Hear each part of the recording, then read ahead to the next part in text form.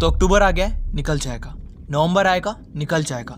दिसंबर आएगा, वो भी निकल जाएगा। लेकिन एक टाइम ऐसा आएगा जब तुम्हें ये रियलाइज होगा कि तुमने अपना टाइम कितना ज़्यादा वेस्ट कर दिया। मैं सच्ची बता रहा हूँ। मैं यहाँ पे ये नहीं कह रहा कि तुम में से काफ़ी बच्चे स्टडी नहीं कर रहे। तुम में से बच्चे स्टडी कर रहे हैं, इस सिलेबस को कंप्लीट कर रहे हैं, काफ़ी का सिलेबस कंप्लीट हो रहा है। बट यहाँ पे जो सबसे ज़रूरी बात आती है ना, वो एग्जाम के टाइम में आती है। सच्ची बता रहा हूँ, तुम्हारा पोटेंशियल है, तुम अपने सिलेबस को इतना कंप्लीट कर सकते हो, कोई टेंशन नहीं है। टाइम बहुत सारा बचा हुआ है। अरे दिवाली आएगी, दशहरा आएगा, सब चीज़ आराम से।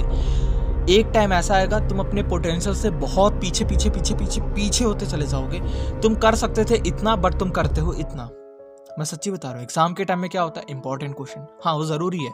एग्जाम के टाइम में क्या होता है यार, कुछ स्ट्रैटेजी, कुछ मस्त सा बताओ यार, मस्त सा, मतलब कुछ मज़ा सा आ जाए, कुछ चटपटा टाइप का।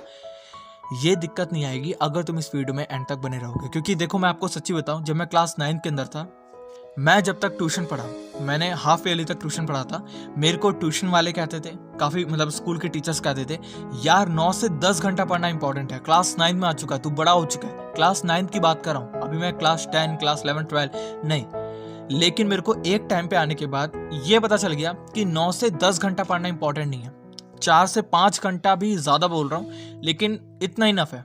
अगर आपकी एकदम अप्रोच अच्छी है, आपको पता है कि आपको टू द लाइन क्या पढ़ना है, किस चीज़ से पढ़ना है, किस तरीके से शुरुआत करनी है, मैं तुम्हें सब कुछ बताऊंगा, ठीक है।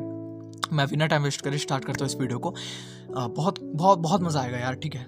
सबसे पहली बात, आपको अपनी एक मेन टेक्स्ट बुक को रखना है, जैसे एनसीईआरटी। मैंने क्लास 9 के अंदर एनसीईआरटी को रखा था, क्योंकि देखो क्लास 9 के अंदर एनसीईआरटी इंपॉर्टेंट है। लेकिन अगर तुम क्लास 11 के अंदर हो, 12th के अंदर हो, तब एनसीईआरटी मत लेना। मैं तुम्हें कह रहा हूँ क्लास 11th वालों मत लेना, क्लास 10 तक हो एनसीईआरटी ही लेना, इसके अलावा मत लेना।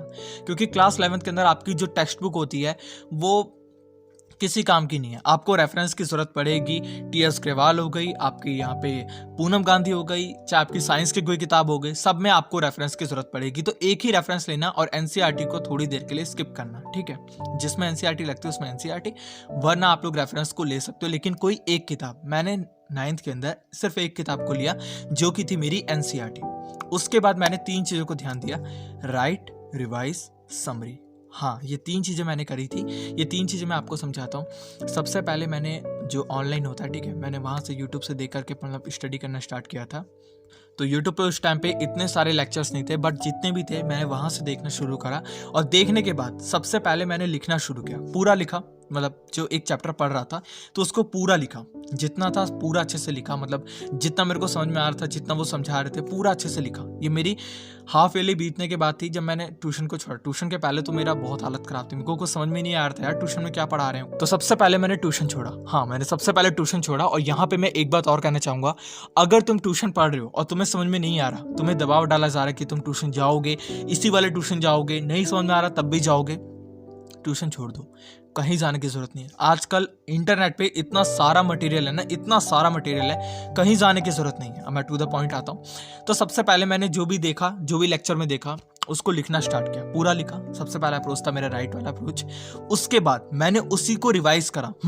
मैं चाहता तो ये कर सकता था उसी टाइम पे कि यार मैंने तो इसको अभी पढ़ा है, ये तो मेरे को याद होगा, इसको क्या मैं मतलब वापस से रिवाइज करूँ, ये तो मैंने पढ़ रखा अभी। नहीं, मैंने तुरंत उसको रिवाइज करा। और रिवाइज क्यों करा? क्योंकि वो मेरे दिमाग से निकले ना। क्योंकि अगर तुम पढ़ने के बाद तुरंत उसको रिवाइज कर ले, तो सच्ची बता रहा हूँ, बेशक कोई दूसरा चैप्टर ना पढ़ो, लेकिन वो चैप्टर तुम्हें कभी नहीं भूलेगा। ये चीज का ध्यान देना। और इसके बाद जो मेरी सबसे तीसरी अप्रोच थी, वो थी समरी। लिख लिया, रिवाइज कर लिया, अब तुम्हें उसकी समरी बनानी है। कैसे? उस कुछ मत देखो, तुम्हें यहाँ पे लेक्चर को देखने की जरूरत नहीं है। जो तुमने राइट किया था, जो तुमने लिखा था, उसको देखते हुए 1 से 1.5 पन्ने में अपने पूरे चैप्टर को कंप्रेस करो। हाँ, तुम्हें किसी भी तरीके से कंप्रेस करना है, सिर्फ वो मेन पॉइंट लिखना है जो कि इंपॉर्टेंट है। करो प्लीज, कर सकते हो तुम यार, मेरी बात को सुनो। तुम अगर उसको समरी कर लोगे ना, ये 3 चीजें करने के बाद, तुम्हें सच्ची बता रहा हूँ, वो चैप्टर क्या भूलेगा नहीं यार। एग्जाम तक तुम उसको याद रखोगे और अपने टीचर से ज्यादा याद रखोगे। सच्ची बोल रहा हूँ, तुम्हें टीचर से ज्यादा याद रहेगा जब तुम उसकी समरी को भी क्रिएट कर लोगे। क्योंकि समरी में 1 से 1.5 पन्ने में तुम्हारा पूरा चैप्टर कंप्रेस है। मतलब कि तुमने 1 से 1.5 पन्ने के अंदर एक चैप्टर को जब कंप्रेस कर रखा है, तो तुम्हें एक चैप्टर कितना हद तक अच्छे से कंप्लीट होगा, वो सोचो, ठीक है। इसके बाद जो अगली टिप है आप लोग की, वो ये है कि आपको एक दिन के अंदर, मतलब एक दिन के अंदर आप, या फिर काफी बच्चे क्या करते हैं ना, एक ही सब्जेक्ट में चिपक जाते हैं। मैथ है, मैं तो चिपक गया। मतलब अब तक मैथ ही पढ़ रहा हूँ मैं, डेली मैथ पढ़ रहा हूँ, सुबह पढ़ रहा हूँ मैथ, शाम को मैथ पढ़ रहा हूँ, मतलब पूरे हफ्ते मैथ पढ़ रहा हूँ। पहले मैथ को कंप्लीट करना, और मैथ कंप्लीट होता नहीं है। हम लोग पढ़ते एक ही सब्जेक्ट को हैं, सोचते हैं कि कंप्लीट कर ले, एग्जाम आ जाता है। आपको इस चीज़ का ध्यान देना है। हर सब्जेक्ट आप लोग के एक अपने में ही ना बहुत अच्छे मार्क्स रखते हैं। सबसे पहले यहाँ पे जेई नीट तो आपको क्रैक करना है, लेकिन यार देखो क्लास 11th भी आपका एक मोटिव है। अगर आप लोग क्लास 11th के अंदर हो, क्योंकि मेजॉरिटी क्लास 11th के, बट हर एक क्लास के ऊपर अप्लाई होता है, इस चीज़ का ध्यान दो कि यार जेई नीट या फिर कोई भी एग्जाम तुम्हारा मेन मोटिव है। बट ये मत सोचो कि यार मेरे क्लास 11th के अंदर कुछ भी नहीं आया तो मैं जेई नीट के लिए पढ़ाई कर रहा हूँ, मैं तो जेई नीट वाला। अरे यार तुम जेई नीट वाले बंदे हो, लेकिन तुम्हारे लिए क्लास 11th भी कुछ मायने रखता है। वो एग्जाम नहीं है, उसके अंदर तुम्हें अगर 90 नहीं आ रहे, तुम्हारे 50% आ रहे, तुम क्या कर रहे हो फिर? मेरी बात को समझ रहे हो ना? तो यहाँ पे एक दिन के अंदर एक सब्जेक्ट को मत पढ़ो, कम से कम 3 सब्जेक्ट को लो। एक सब्जेक्ट होगा आपका सबसे ज्यादा हार्ड, दूसरा सब्जेक्ट होगा आपका यहाँ पे कोई भी लिटरेचर वाला पार्ट, जैसे इंग्लिश या फिर हिंदी हो गया, और तीसरा जो सब्जेक्ट होगा वो होगा आपका यहाँ पे थ्योरी वाला। ठीक है, एक न्यूमेरिकल, एक थ्योरी, और एक आपका लिटरेचर, कोई भी इंग्लिश या फिर हिंदी उठा करके आप लोग पढ़ सकते हो। ये 3 का अगर आप लोग कॉम्बिनेशन बना लोगे कि हफ्ते में मेरे को इस दिन ये 3 सब्जेक्ट, इस दिन ये 3, इस दिन ये 3, इस तरीके से तुम्हारा कॉम्बिनेशन बन गया। मैं सच्ची बता रहा हूँ तुम्हें, तुम हर एक सब्जेक्ट को बराबर टाइम दे रहे हो, बराबर ही नहीं, और आप सारे सब्जेक्ट में अपने पूरे मार्क्स पक्के बना रहे हो। सच बता रहा हूँ, पक्के मार्क्स हो जाएंगे तुम्हारे 100 आउट ऑफ 100 हर एक सब्जेक्ट में, अगर तुम सबको बराबर टाइमिंग देना अभी से भी शुरू कर दोगे, जब भी तुम इस वीडियो को देख रहे हो। मेरी बात को समझ रहे हो? ठीक है। इसके बाद लास्ट वाली जो टिप है वो बहुत ही ज़्यादा इंपॉर्टेंट है।